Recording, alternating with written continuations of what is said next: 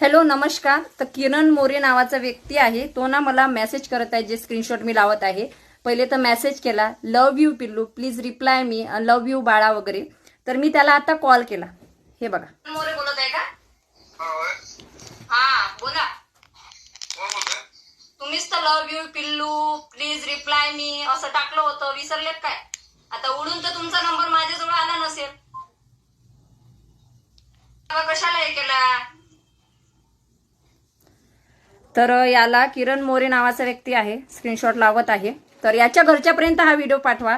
याची आयडी तुम्ही स्वतः सर्च करा, समोर मी लावलेली आहे. याला बायको आहे, मुलगी पण आहे. म्हणजे यांना ना सोशल मीडियावर जर कोणती लेडीज व्हिडिओ टाकत असेल, काहीतरी करत असेल, तर मग यांना त्या स्त्रिया लफंटर दिसतात. बरोबर. तुझ्या बुडात बाबा एवढा दम होता, तू मला लव्ह यूचा मेसेज टाकला, काय काय मेसेज टाकला, तू स्वतःहून तुझा नंबर मला दिला. बरोबर. तुझा नंबर सुद्धा मी व्हायरल करते.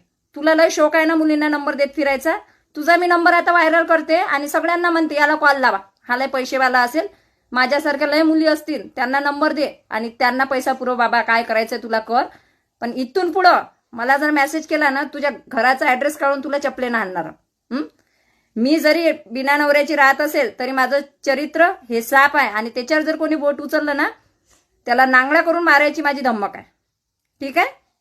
तर माझ्या नांदाला लागायचं नाही आणि मला कॉन्टॅक्ट नंबर लव्ह यू पिल्लू असे तसे मेसेज अजिबात टाकायचे नाही.